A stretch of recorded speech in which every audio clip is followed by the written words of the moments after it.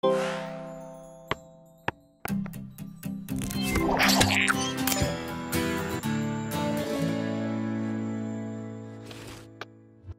se repérer dans un plan muni d'un repère? Tu connais probablement le jeu de la bataille navale. Pour repérer une case du jeu, il faut donner deux indications, une lettre et un nombre. Ainsi, la case en gris est désignée comme étant la case C7. En mathématiques, il existe un moyen similaire de définir précisément la position d'un point dans un plan. Pour cela, on utilise un repère. Il est composé de deux axes.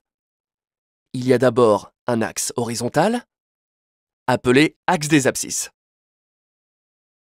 C'est un axe gradué. Il a donc une origine O et une unité de graduation. Le second axe est un axe vertical, appelé axe des ordonnées. Il est lui aussi gradué, et il a la même origine que l'axe des abscisses. On dit que le repère est orthogonal, car les deux axes sont perpendiculaires. Si les unités utilisées sur les deux axes sont identiques, on dit que le repère est orthonormé. Grâce à ce repère, on peut définir la position d'un point du plan de manière unique. Pour cela, on précise son abscisse et son ordonnée. Ces deux informations constituent les coordonnées du point.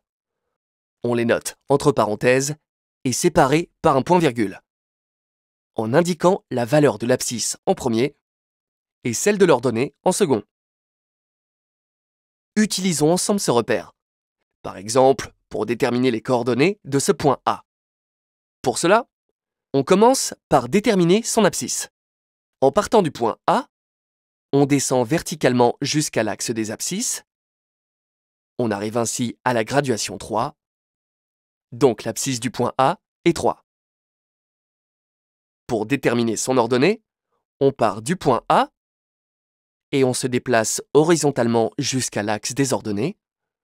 On arrive ainsi à la graduation 2, donc l'ordonnée du point A est 2.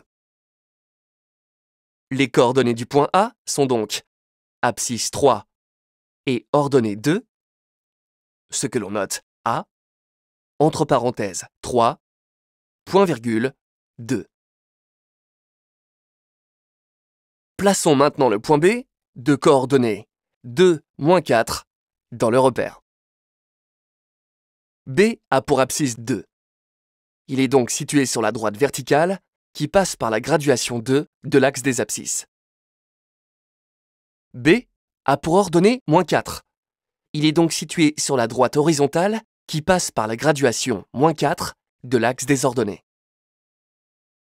Donc le point B se situe à l'intersection des deux droites en pointillé. Voilà, maintenant tu sais repérer et placer un point dans un repère du plan à l'aide de ses coordonnées.